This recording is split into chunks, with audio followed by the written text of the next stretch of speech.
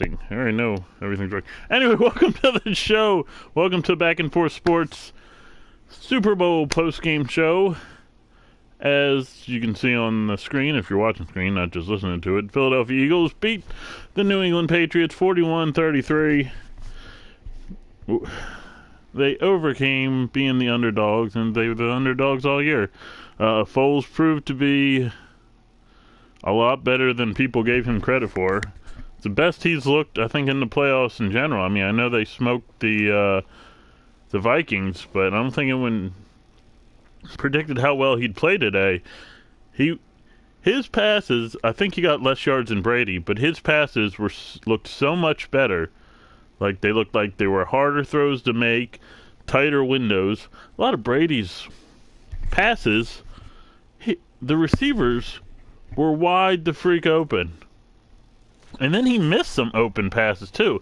He had good blocking most of the game. They had some pressure, but, I mean, not so much that he shouldn't have been able to take care of or handle that.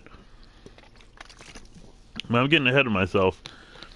Yeah, we're using WWE 2K18 screen for our screen.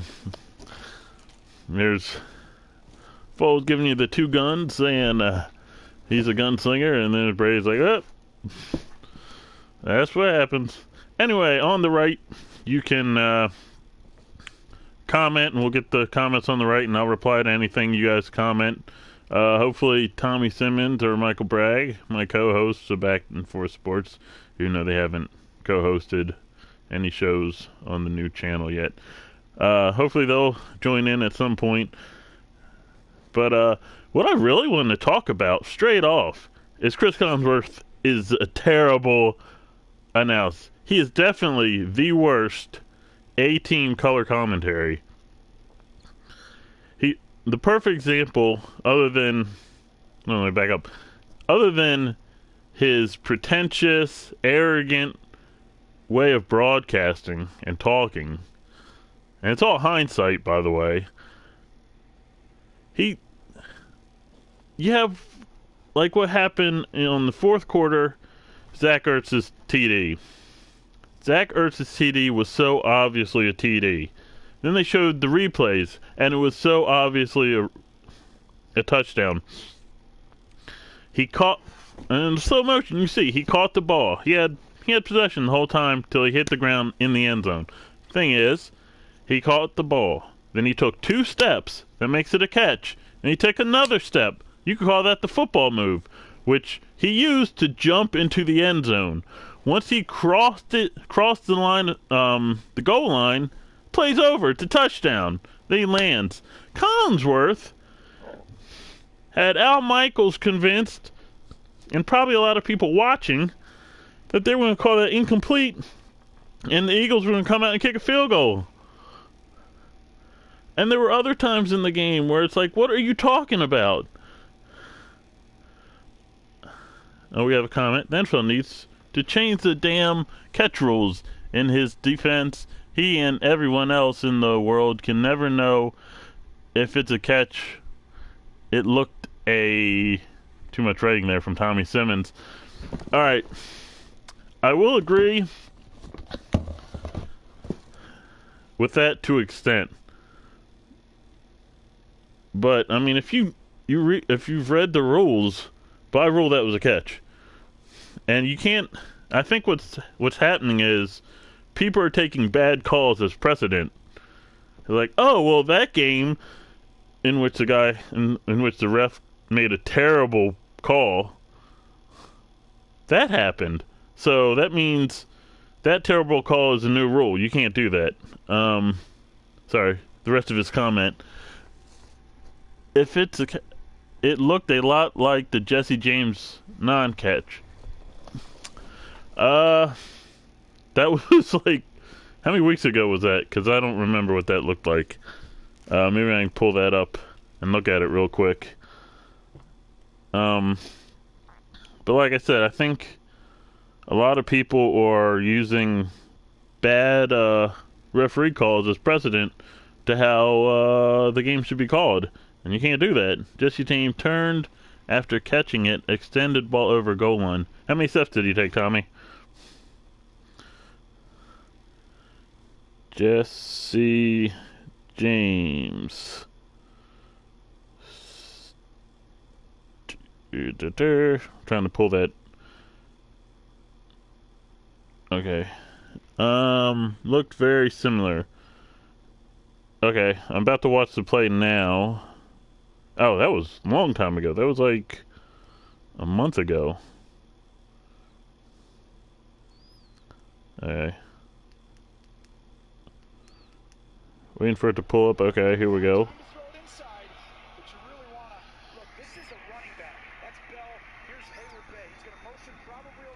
Let me fast forward a little bit. Oh, okay. They just did the play. I fast forward too far.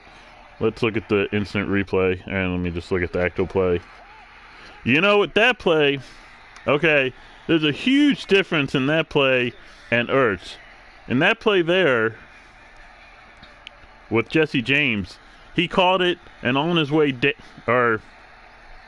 didn't take any steps. As soon as he had the ball in his hand, he fell straight down.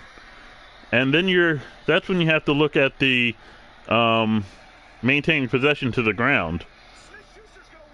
I'm rewatching the play. Wow, I don't know how that it didn't look like he dropped the ball.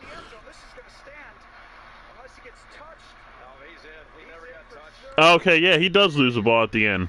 And that's the difference between that the Jesse James play is in the Jesse James play, when he catches the ball, he doesn't take a third step.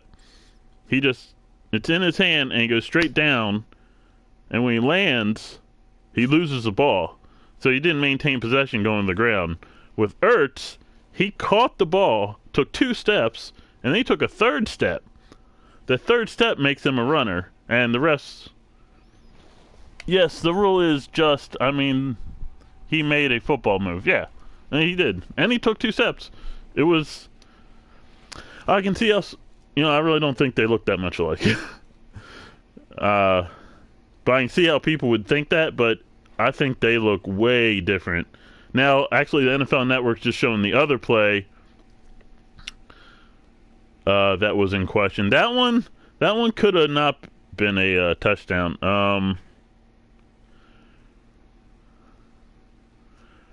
Hold on. Tommy says both should be catches, in my opinion. I'd have to watch that play a few more times. Let me watch that play again before I go back to the first questionable TD from the Eagles in the Super Bowl. Let me watch that Jesse James catch again.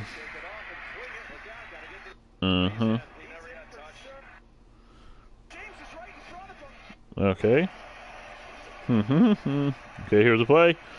James will push, runs his route, turns, catch it, goes straight down.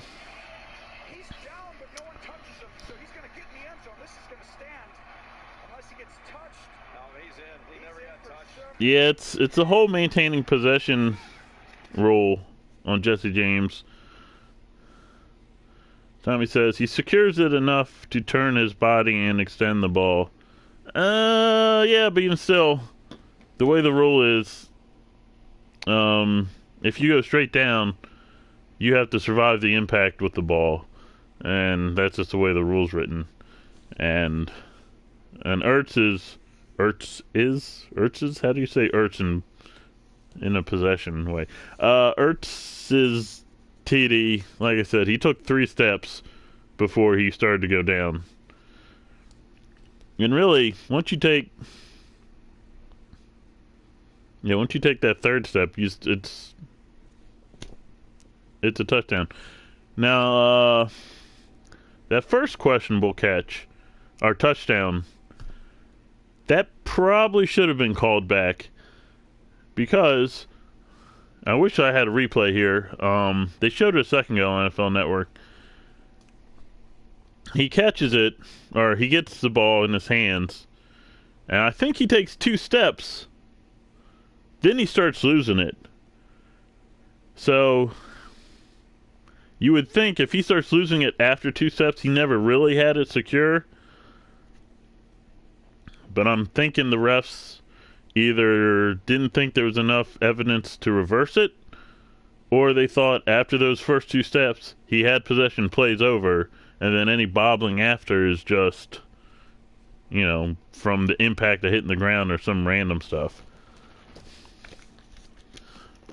Excuse me as I take a drink.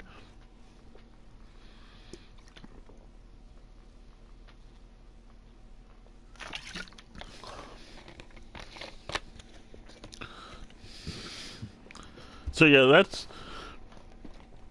that all goes back to Collinsworth. I can't stand him. I haven't been able to stand him for a while, but this is the post Super Bowl show. Let's talk about the Super Bowl more than that guy. Is there a calling line? There is a comment line, Tommy, and you're on it.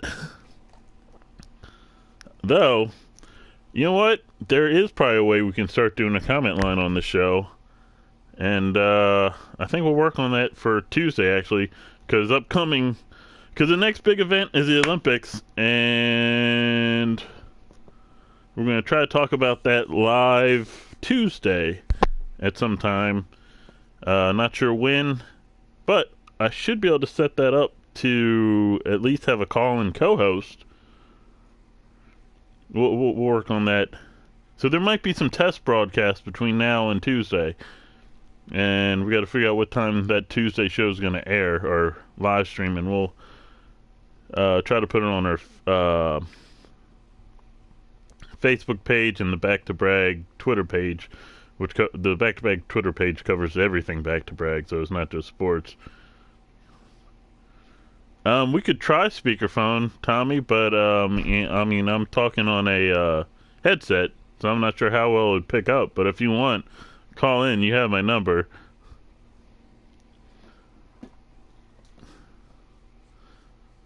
Anyway. A lot of you guys picked us to finish dead last in the NFC East. Isn't Jason Kelce? As the season went along, nobody gave us any. All right. Let me get on. He just said Jason Kelce. I can't pronounce his name. I want to call him Keekly, like the Kansas City tight end, I'm probably not pronouncing his last name correct either. He was saying how everyone picked them last to be in the NFC East. Honestly, at this point, I don't know. I don't pick them. I don't know if I would pick them to win the NFC next year. I think the Cowboys are going to be good again.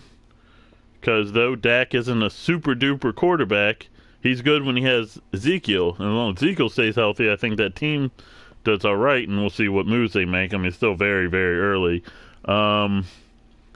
As well as, who knows with the Giants. The Redskins, if they say we have no idea how good the Redskins could have been. Because it was like someone was sniping them every game with an injury gun. I think at one point they had 25 injuries. You can't win, especially because you could see in this game, there was like one sack all game, maybe two. There's a reason, because their offensive lines are good. You have a good offensive line, you don't even have to have a great quarterback. Just look at the Redskins. Mark Whippen, Super Bowl. What'd he do after that? Not much.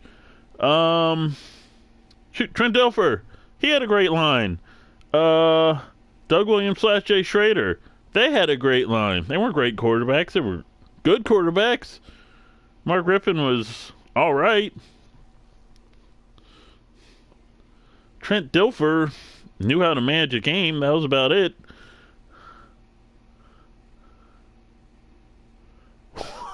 Did Carson Wentz got caught saying that's me next year? Oh, that's hilarious. That brings up a good point. What happens next year? Carson Wentz, you have Carson Wentz, the almost NFL MVP, and you have Nick Foles, the Super Bowl MVP, on the same team. What do you do?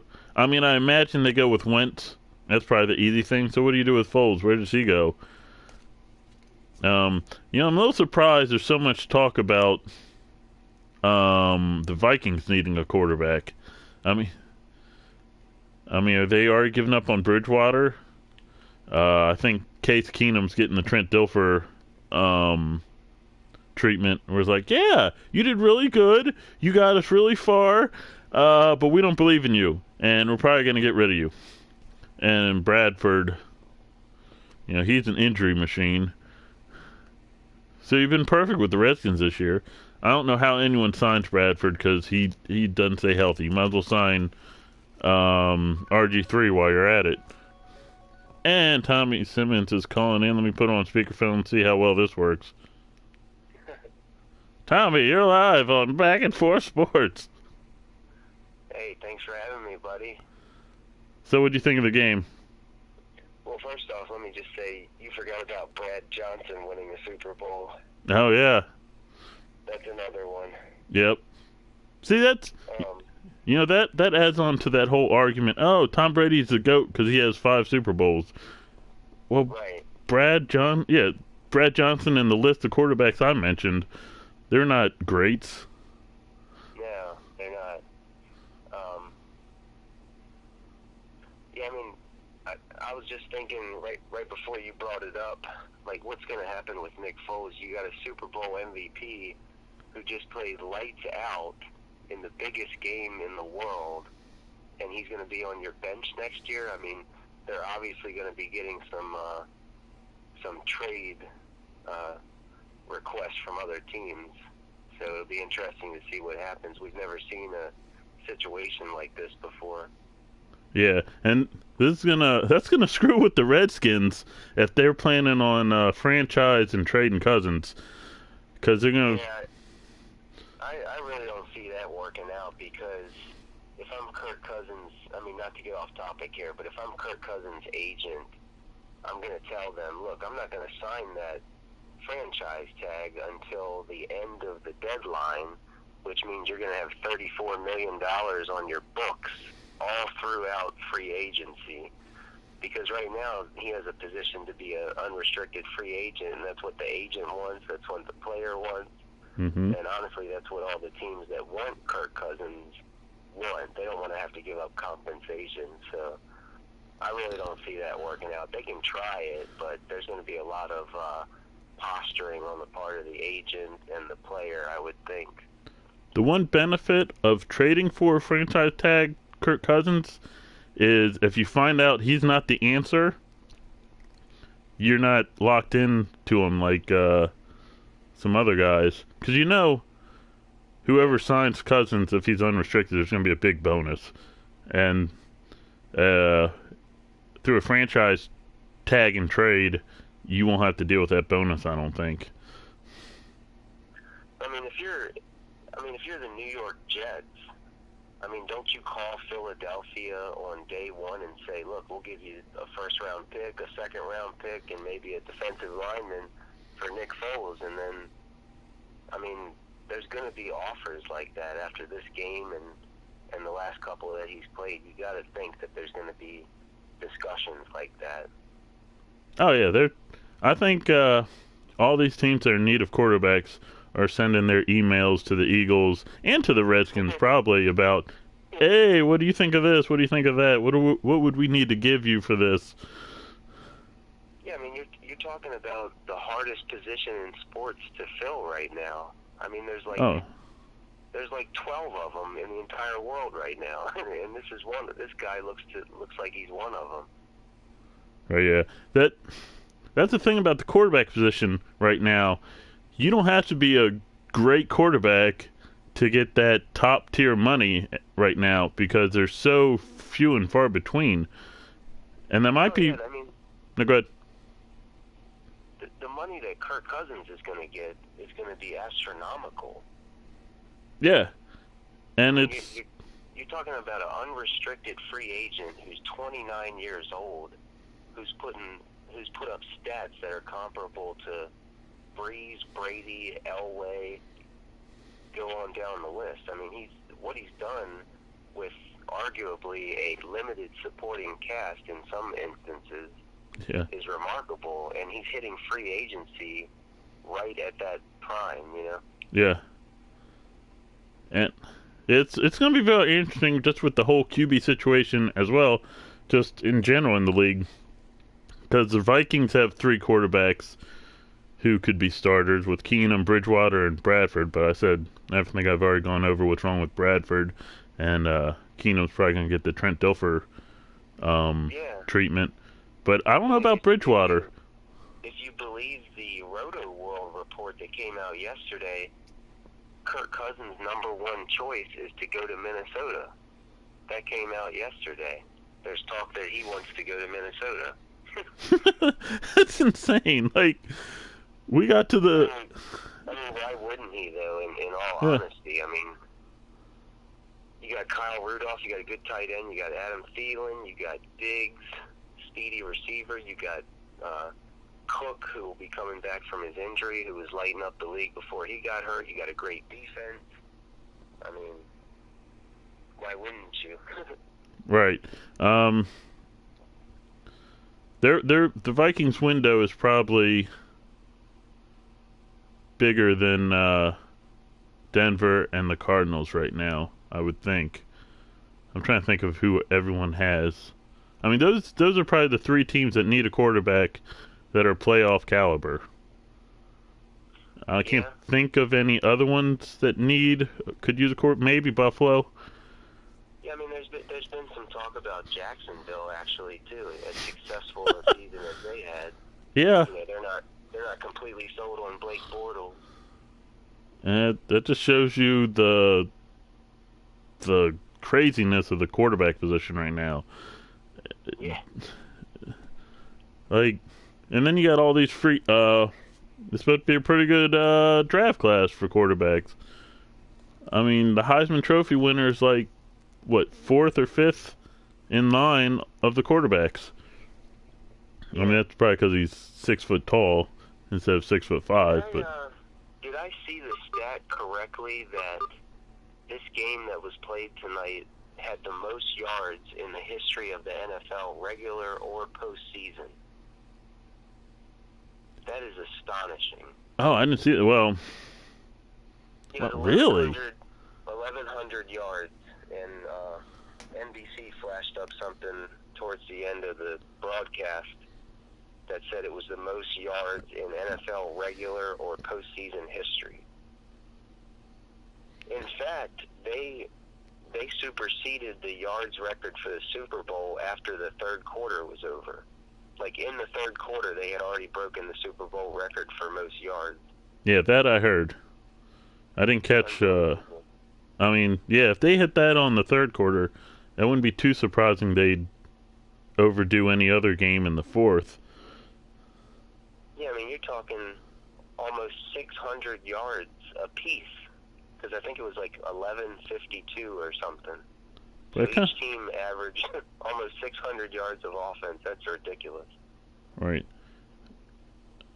Now you got me curious of what the yardage was in that NFL championship game where was it the Bears or the Giants beat the Redskins like 73-0 or something? Oh yeah, that was the Bears.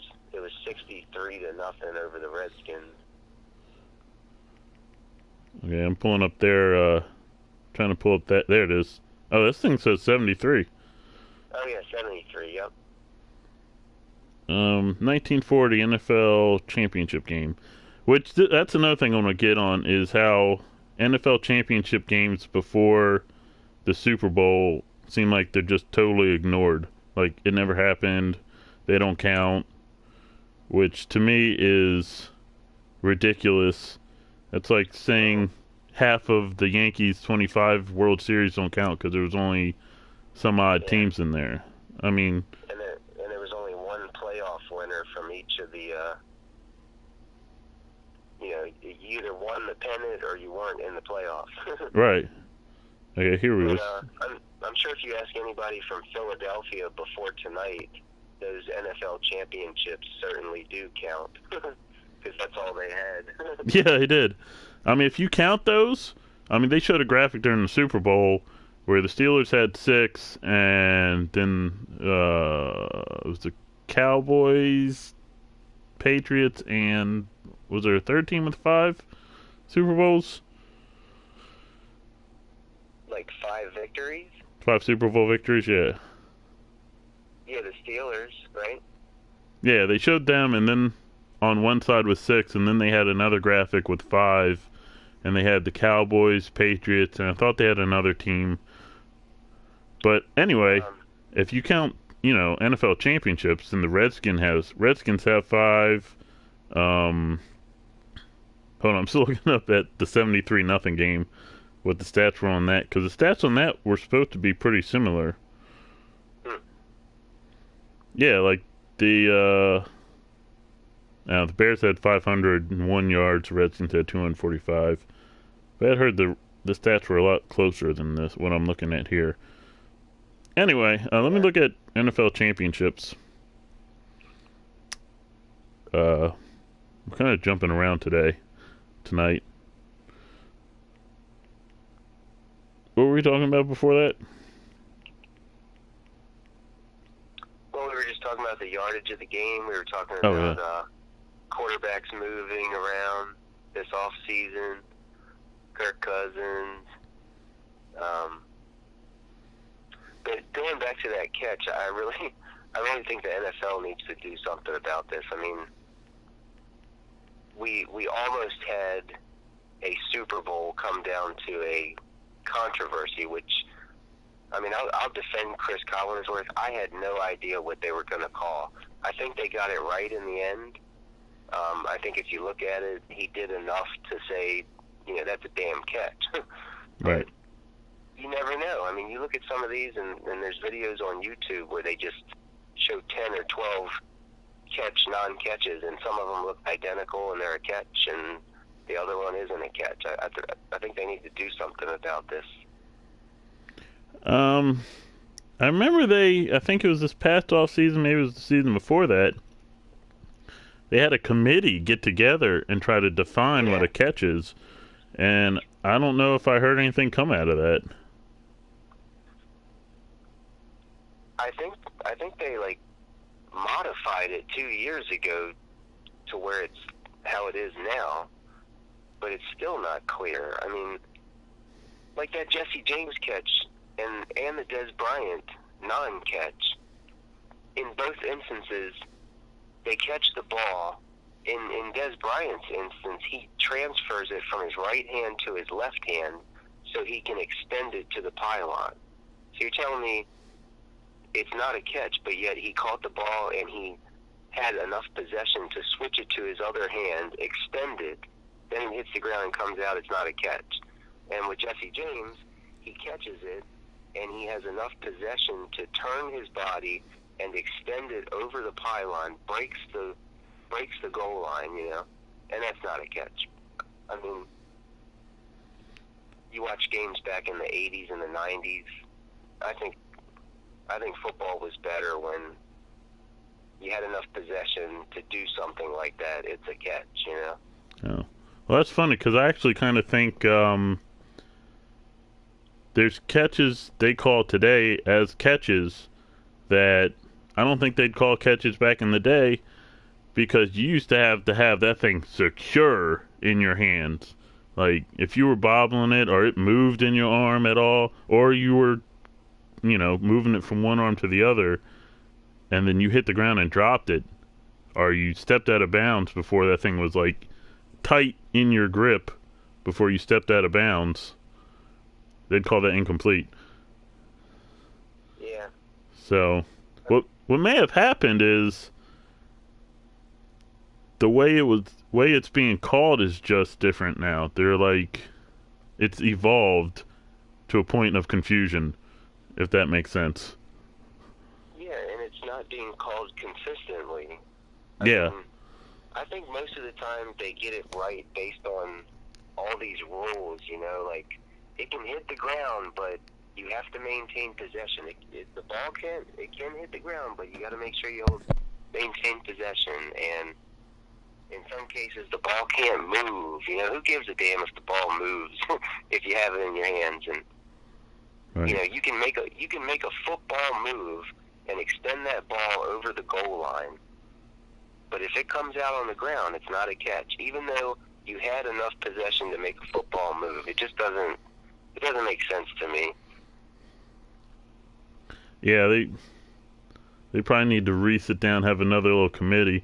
What they might want to do is have that committee live on TV so we can see them discuss this.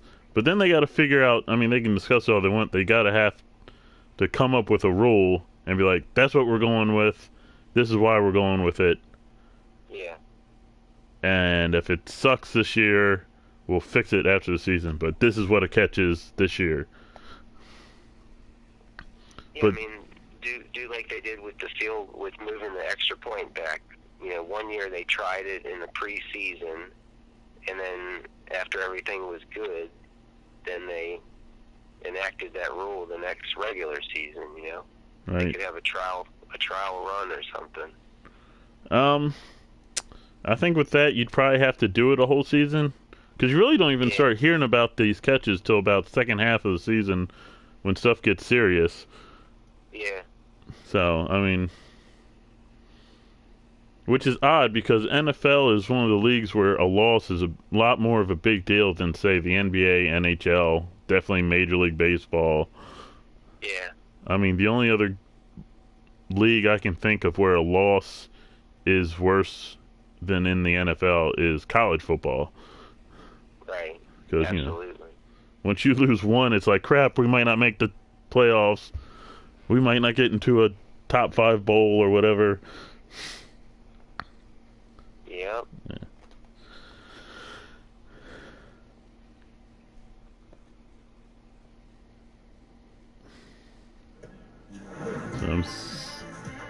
So apparently Philadelphia's already on fire. Reports I'm getting. I mean, I think we expected that anyway. Anywhere there's a championship, someone's setting a fire and flipping a car. Yeah. But back to a point earlier, for those curious, here is the top, we'll go top 10 teams with most championships. Let me reverse it. 1, 2, 3, 4, 5, 6, 7, 8, 9, 10. Okay, we'll do top 11. 3 teams tied at 9, at 9th for most championships is Detroit Lions in 35, 52, 53, and 57. The Wow, Cleveland, I didn't know that. yeah, the Cleveland Browns, surprisingly, in 50, 54, 55, and 64. And as well, who just jumped into this 3-way tie, the Philadelphia Eagles in 48, 49, 60, and 2017. And then we have a 4-way tie for 5th between the Washington Redskins, 37, 42, 82, 87, 91, the San Francisco 49ers, who almost got them all in the 80s, in 81, 84, 88, 89, and 94, the Cowboys in 71, 77, 92, 93, 95, and the Patriots 2001, 2003, 2004, 2014, 2016. Now, then you have the Steelers at 4th, 74, 75, 78, 79, 05, and 08. And then in 3rd place with 8 is the New York Giants. In 1927, 34, 38, 56, 86, 90, 07, and 11. Then in 2nd place is the Chicago Bears. Their championships were in 1921, 32, 33, 40, 41, 43, 46, 63, and 1985. And then the most championships, you want to take a guess on that one?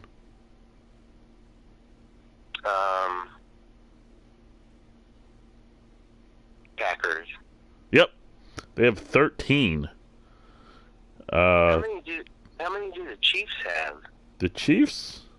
Yeah. Let me roll back. Do they have AFL on there? Maybe. Hold on. If you count by city, then Baltimore has 5. Oh, okay. But yeah, let me see the Chiefs here. If they have any NFL championships. Yeah. Chiefs have one NFL championship in 69. If you want to count the AFL, I would probably have to find... What is this? Oh, wow, there's by state as well. Anyway, yeah, I would have to find AFL here somewhere. Let me see. I don't have that pulled up. Yeah, I just know that, once the Super Bowls started in the 60s, Kansas City was in there a couple times. So I figured they must have been pretty good in the AFL, but maybe not. They might have been, but I don't have. I have to find. Oh, no, that's NFL, AFL. Let me pull up AFL championships. And the first Super Bowl was 66, I believe.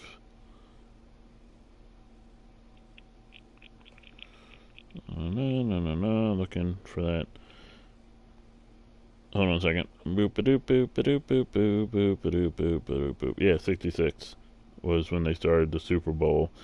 So let's see how the Chiefs did. AFL Championship. Oh, just got some from Sports Nation. Joel Embiid crashed a local Philly news broadcast to celebrate the Eagles' win.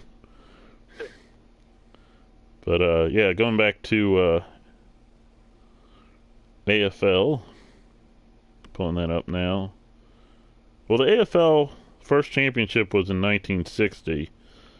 Yeah, I'm looking at it now too. It looks like Kansas City won in January of '67. Yeah, I'm not. And then, of course, they beat the Raiders in 1969 to make it to the Super Bowl, I guess. Yeah, so they didn't get an AFC or AFL championship till the merger. Right. Yep. That's right. So, but I mean, the AFL was only really around like 5 years before it merged. Yeah. So I mean, yeah, I didn't really know the history. I just had an assumption that because they were in one of those early Super Bowls that they might have won a couple while they were still in the AFL. yeah, I mean they won the AFL league, but I mean, for a few years, I believe AFL, NFL was kind of like baseball before they started all the interleague play. So you had to win your league championship to get to the championship. Did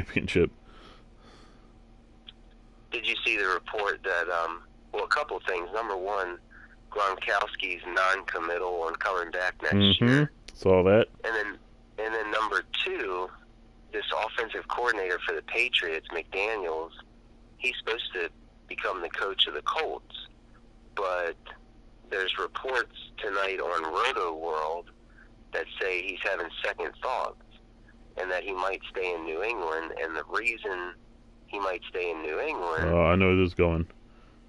people are speculating that Belichick might be done. Right. I would like to see Belichick and Brady split at least for 1 year. Oh, yeah, me too. And it'd have to be this coming year because one of them's not going to be around much longer, if not both of them. So, you know what Belichick should do? Convince Gronk. He's like, listen, man, just commit to half a season so I can trade you. And then trade Brady as well. Stack your team and make one more shot at it. Maybe two, if depending on what you get out of them trades. Oh my God, could you imagine Brady being on the chopping block to all that other stuff we've mentioned on the quarterback situation in the NFL? That'd be insane. I cannot imagine that. It'd be fun to watch. But I tell you what, as a Redskin fan, I'd be glad we already grabbed Alex Smith, because grabbing Brady for 1 year would be something Snyder would do.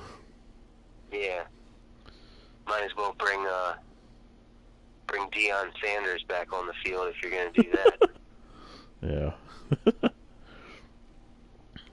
But I mean, I wouldn't blame Gronk for retiring. He gets hurt every year.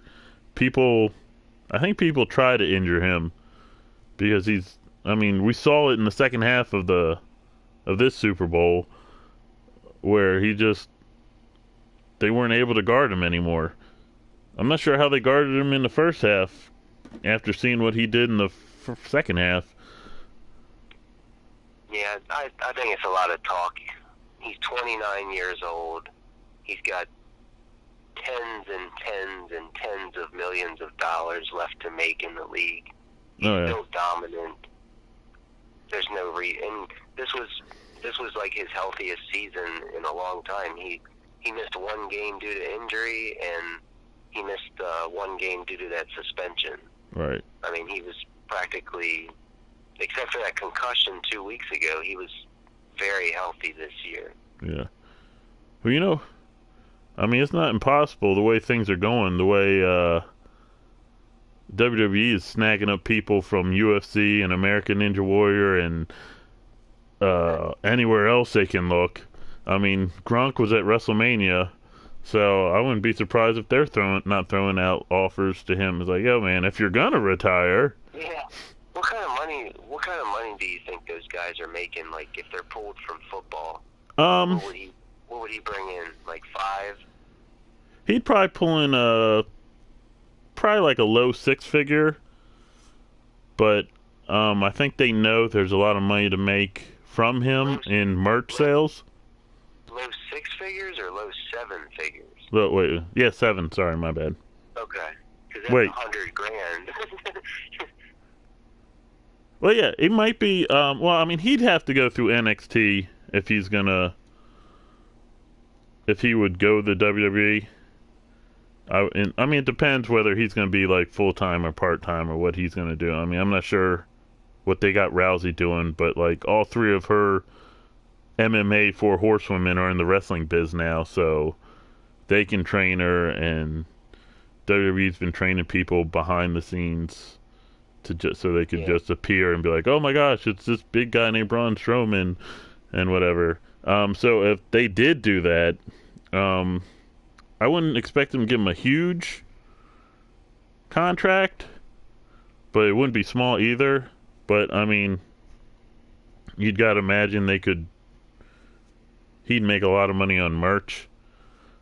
Yeah. That's where a lot of these guys are making their multi-millions. Because every stop they go to, you see all the kids with John Cena shirts. The parents paid like $25 for it, and $5-10 every night per shirt go to you. You're racking up ridiculous amounts of cash. So that's weird that the Super Bowl's going to Super Bowl show's going to talking about WWE. Are you watching NFL Network right now? I was. I just changed it to Puppy Bowl. They just put up a graphic that said Eagles are only the 4th team in NFL history to win the Super Bowl after having a losing season the year before. And it's the first time it's been done since 2001 when the Patriots did it. Well, I wouldn't. That's not too surprising. I mean, you would imagine most teams that win the Super Bowl kind of built up to it, and they had that good season last year, but didn't make it the rest of the way, and then got over the hump the next year. But you would imagine once in a while a team just comes out of nowhere and gets it done.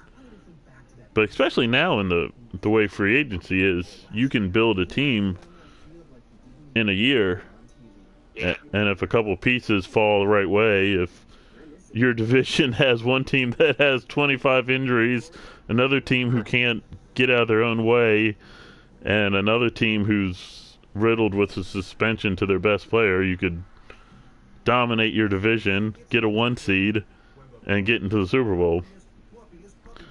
Which, by the way, I'd like to talk about this.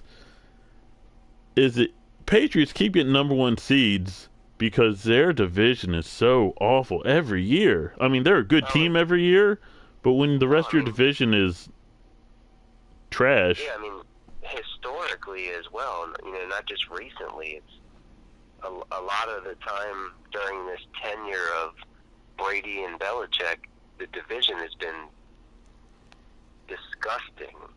Yeah, they backed the Buffalo Bills backed into the playoffs this year because the Ravens were like, oh yeah, we got this game against the Bengals on New Year's Eve, and they just lost to the Bengals and the Bills snuck in. The Jets had 2 good years because of their defense, and everyone thought, oh, Sanchez, he's so good. Like, oh wait, no, their defense was good, and I think they managed him well. They kind of managed him to be a Trent Dilfer and managed the game to not lose it for those 2 seasons. Did they have anyone in the playoffs any other year? Did Dolphins sneak in any time in the last 17 years? The Dolphins were in the playoffs last year, I believe. Were they? Yeah, I'll look it up real quick. All right. But, I mean, I'm sure they were one and done. Oh, yeah. I don't even have to look it up. They played Pittsburgh in the playoffs, and probably got smoked. I don't know if you remember that hit that Matt Moore, their backup quarterback, was starting for the Dolphins, and he got destroyed by, I think it was Bud Dupree of the Steelers. Oh, yeah. Yeah, they had a surprisingly good season last year. Yeah. But not this year with Jay Cutler running the show. Shocker. Jay Cutler couldn't get the job done? But, yeah, that division has got to be one of the worst divisions in sports outside of the Patriots in any league. Though, I mean, it's kind of weird when you get from one league to another because win percentage in one league's way different than win percentage in another. I mean, you can go undefeated in the NFL, but you're not going undefeated in NBA, NHL, MLB, soccer, right, etc. Unless LeBron James goes to the Warriors, yeah. Warriors. Which would be or sick. Houston, but talking about Houston too makes me sick. Yeah, that's like if you're gonna just have a bunch of super teams. I mentioned this a few months ago. They just need to set up the NBA like English Premier, have their top tier league. Let that just start as the West, all the West teams and wherever LeBron is. Then you have your second tier league that can be all the East, and then between Canada, the D League, and anybody who has a team and some odd amount of money and a certain kind of gym that can has a proper facilities, you have 2 more tiered leagues, and or just if Vince McMahon decides to start a basketball league. well, yeah, I don't think that's gonna happen. You could put them in that tier as well. Yeah. Although I am excited about the XFL. That could be interesting. Because I think, from what I remember, the NFL got the TV deal with the CW, and they were good with that. And then they got the added TV deal with NBC. So when they lost NBC, I don't understand why they didn't just stick with the CW contract, show games on Saturday and Sunday on CW, or UPN, or whatever the network was back then. It might have been UPN, or there were two networks, like... I think it might have been USA. I think they showed games on US. They might have shown games on USA. I'm not sure. WWE might have been with Spike at the time, Oh, or yeah, TNN. that's what it was. Yeah. You're right. Because TNN or Spike, I'm not sure what it was right then. They were desperate for content, so I think they had Spike. We'll just say Spike for now. Spike's not even Spike anymore. It's Paramount. But anyway, we'll say Spike. They had Spike, UPN, I think, network, which ended up combining with another network to create CW, and NBC. But I don't understand why losing NBC, they just folded. I think they banked too much on NBC. So hopefully he's learned his lesson and he's going to go into this right way. Though, I think right from the jump, McMahon's already messing himself up. Because one of the first things he said was, in this league, you'll have to stand for the national anthem. That's fine. But then he added, this league will not be used as a platform for your causes. It's like, yeah, then I think you're going to lose people there, at least. Yeah. Anyone who hashtag blacked out or boycotted the Super Bowl or blacked out the NFL ain't gonna be too happy with what McMahon said about the XFL. Fortunately, XFL's not coming back till like 2020, so there's plenty of time to forget about that. But in this day and age, you have plenty of people who will save that and bring it up, and even if they change their motto or whatever, they'll bring that up and be like, no, he's still going to be that guy. And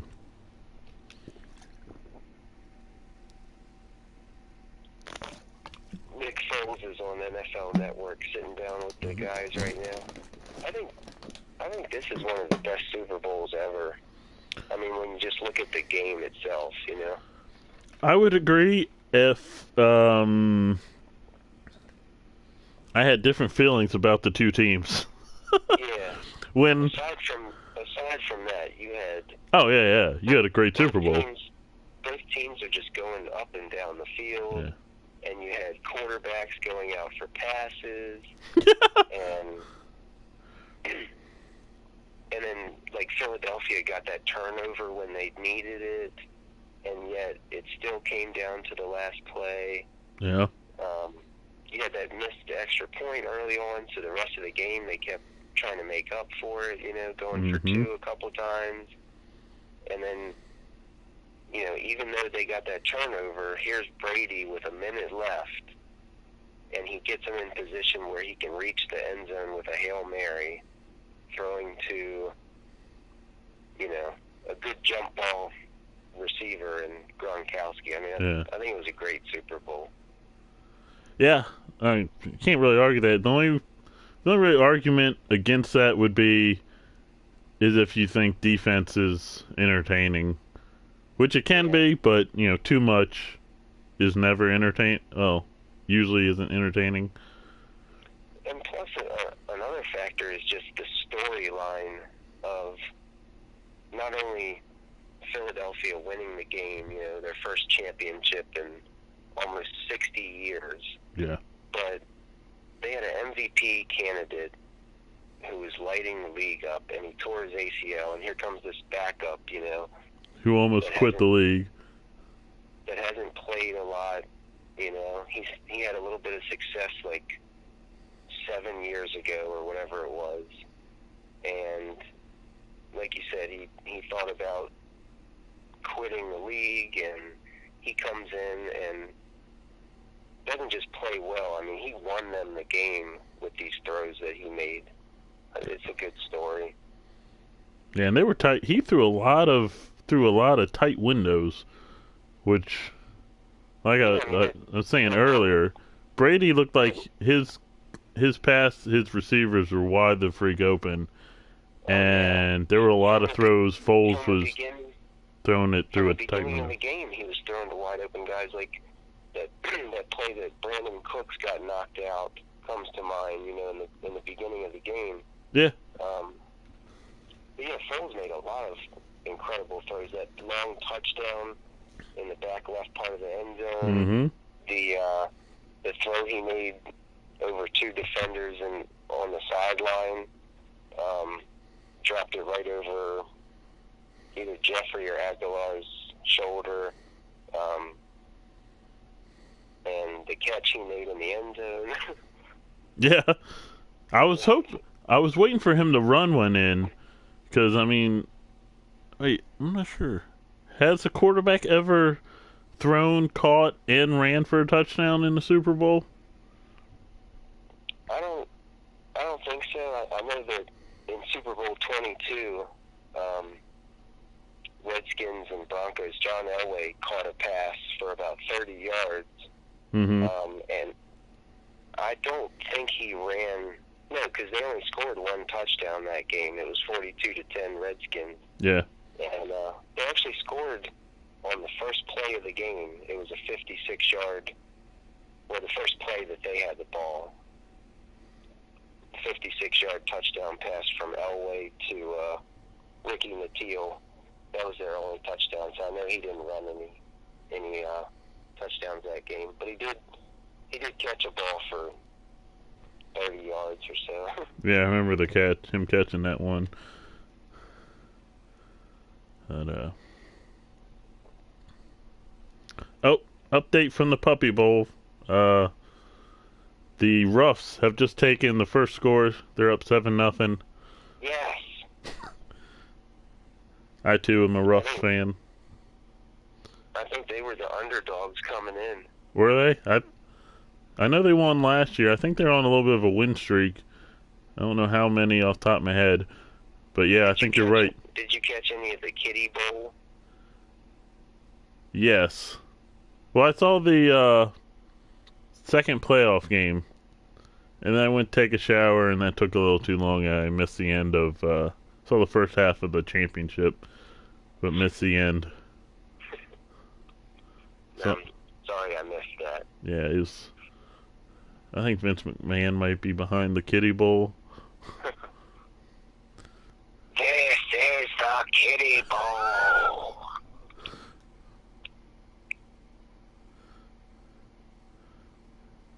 Yeah, the Patriots, they took the lead in this game, 33-32. Yeah, then you look back at... it was funny because that first missed PAT, I was like, great, the Eagles are going to lose this game by 1. Yeah. But everyone's going to be on Tom Brady's jock because, oh, he did it. It's like he did the exact same thing as Foles. How did he do it if they lost or won because the kicker missed a PAT? But then, though, both kickers missed a PAT and the one kicker missed, the Patriots kicker missed a field goal as well. Yeah. Doing the math here. No, that would have been enough. Yeah, but even if the Patriots got that field goal and that PAT, they still been down 4. So in the end, those bad kicks didn't really matter. How about Brady throwing for 500 yards? Yeah, that's all they did was throw the ball. Did they run at all? I mean, I don't have the stats on their run game, but they did not have a balanced attack. I mean, it didn't seem to affect them, but I don't have the stats in front of me either, but I know they were trying to get Dion Lewis involved on draw plays and like some outside zone runs, but at least to me, looking at it, it looked like the Eagles were just shutting it down. Right. Putting the Patriots in second down and 7, second down and 8. Right. Well, I kind of thought that the Patriots and Eagles, time-wise, had two different plans. I think the Eagles kind of wanted the game to have as least amount of possessions as possible, and the Patriots just wanted to, like, score quick, get that offense back on the field, score. Because I think the Patriots probably went into thinking, we're the better team, So the more possessions, the more chances we're going to do better. Yeah. Yeah, it's kind of an odds thing. If you're the Eagles and you roll a 6-sided dice, you have to roll a 4, 5, and 6 to score a touchdown. And if you're Patriots, you just got to roll a 3, 4, 5, and 6. Yeah, and a lot of it was dictated by the game. I mean, at one point, Philadelphia had gone up a couple touchdowns. Wasn't it like 17 to... No, it was 15-3. Yeah, 15-3 at one point.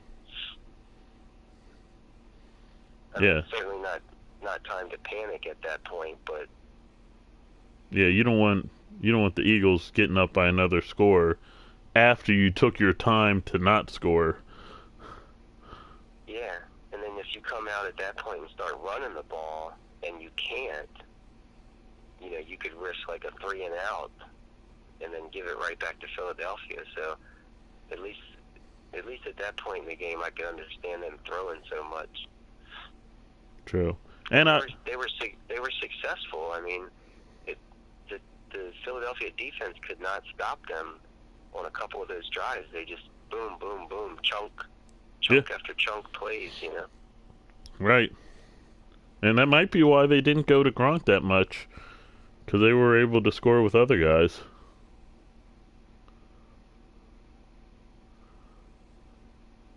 Brady 28 of 48, 505 yards, 3 touchdowns. He only got sacked 1 time. I wonder how much yak there was with that. Yeah, I don't know. I don't have that. Because I think you really got to kind of look at stuff like that. Because I hate seeing quarterbacks will have a first quarter with like 200 yards, but really they threw the ball about 25 yards and the receivers ran the rest of it.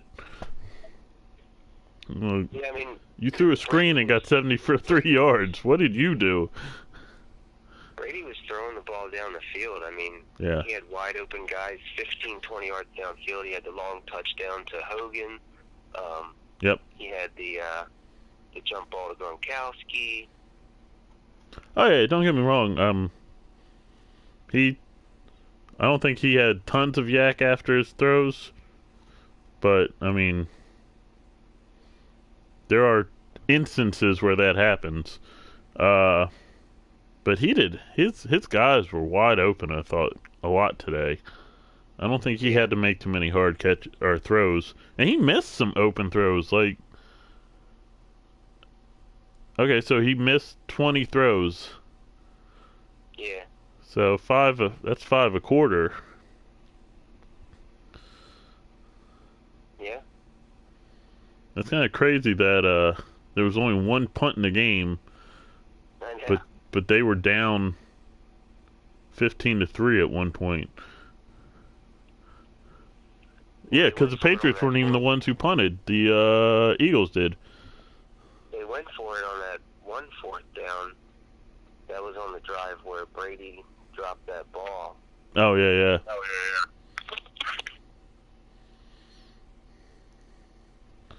Oh, we have another update. Doo-doo-doo-doo-doo-doo. The Fluffs have tied the game 7-7. Oh, man. Yeah. So we got a good one here at, I don't know what they call their arena. It's a new arena, though. It's bone-shaped. Or should I say stadium? Stadium, my bad. So anyway. But this year, actually, the point I was going to try to get to was this year, if Brady would have got the MVP, if the Patriots won, I would have understood it. Foles definitely deserved the MVP this year. Yeah. But, I mean, what I don't like about the Super Bowl MVP is they might as well call it the winning quarterback award. Because that's, In most cases, yeah. especially now that fans can vote for whose the MVP is, because I think a lot of fans, that's all they do. They're like, quarterback of the winning team, that's my vote. Yeah. But and especially nowadays with the way that these offenses are constructed, I mean, You go back to the early 80s when the New York Giants, with that defense and that running game, are winning Super Bowls. I mean, but now, I mean, don't get me wrong, Philadelphia, between their two backs, I think they had 147 yards just from Ajayi and Blount. But Nick Foles won that game with almost 400 yards. You know? Oh yeah, no doubt. And he had some great third down pass conversions. Who was the MVP of the Ravens' first Super Bowl? Was that Ray Lewis? Yeah, it was Ray Lewis. Because that one you couldn't give to Trent. He didn't do that much. No. It was just Ray Lewis was all over the place, playing out of his mind. What they should have done is given it to Kerry Collins.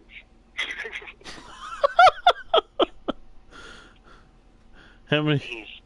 He's the player that was most valuable for the Ravens. Yeah. But the point I was trying to get to was last year Brady got the MVP. I really don't think he deserved it. Because you look at the first half, he threw a pick six. He didn't have a good first half. And then in the second half, yeah, he had tons of yards, but there was multiple times where the receiver had to bail him out and make a defensive play to avoid another pick or possible pick six. And then there was another play where I don't know, I can't remember which receiver it was. It might have been Hogan. Made this ridiculous catch on, I think, third down that, if you didn't watch it on instant replay, it looked like it hit the ground. And, like, the 2-point conversion to tie the game was a screen pass. I believe the winning touchdown was a screen pass. It was like these easy nothing passes. Like, all he had to do is make sure there wasn't someone to jump it. And all he had to do was throw a decent pass, like 10 yards to the side. I'm trying to think of... In that last Super Bowl, I think he had over 450 yards and a couple of touchdowns. I think he spread it around, but I think they probably just gave it to him because... Well, I think... Particularly in overtime. Yeah. He had a good series in overtime. Right. But, I mean... They could have given it to James White. He had, I think, 14 catches for over 100 yards or something like that. Right. And a touchdown. Not to mention, Brady probably wouldn't have been able to tie the game if it wasn't for the defense. The second half defensive effort that kept the Falcons from putting the game away. Yeah. I think the big difference between this year and last year was last year Brady didn't play a full game. Right. And then the Falcons kind of just put it in cruise control and then allowed the... part of it. The play calling for Atlanta was a big part of it. Yeah, too. it was atrocious. I mean, you could never imagine that they would... Was it 28-3 towards the end of the third quarter? I mean... Yeah, they had the game... Like, it was... You thought that game was over before the fourth quarter. Or even when you were getting into the fourth quarter, you thought that game was over. And they even had a point where it's like, okay, we get this field goal, we'll be fine. And then they call a pass play and get sacked for 10 yards back. Yeah. The Patriots have gotten bailed out a couple of times by the other team in Super Bowls. I mean, people still talk about Seattle's blown opportunity. Yeah. I still say they had time to do a run play, but people think they didn't. But I believe there was like 30-some seconds when they ran the ran their first goal line play. And Yeah, they had time to run the ball. yeah. So I don't know why they didn't. No. And even the play call was terrible. Let me throw it in the middle of everybody. It just terrible. And Patriots. That's what I don't like when there's a good game, but then it ends on a dumb play. It's like it would be kind of like watching a really good movie and then the ending is just like what is this? I spent two and a half hours invested in the story, and this is what you end on.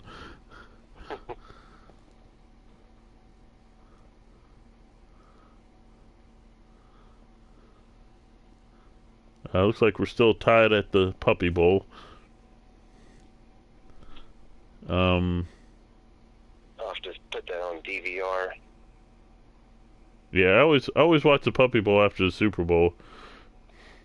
I think last year was the first time I actually watched it and understood what was going on, which is pretty simple. If a puppy takes a ball into an end zone, a toy into the end zone, it's a touchdown. It's not that complicated. They just extend it into a hour and a half show by doing stories of dog rescue, which is good. Support your local animal shelter. Get your animals spayed or neutered. And then hook me up with some money so I can get some cats in this house spayed or neutered. That's right. Because we got a lot of them. Alright, well, thanks for having me on. Thanks for being on. Hopefully everyone could hear you.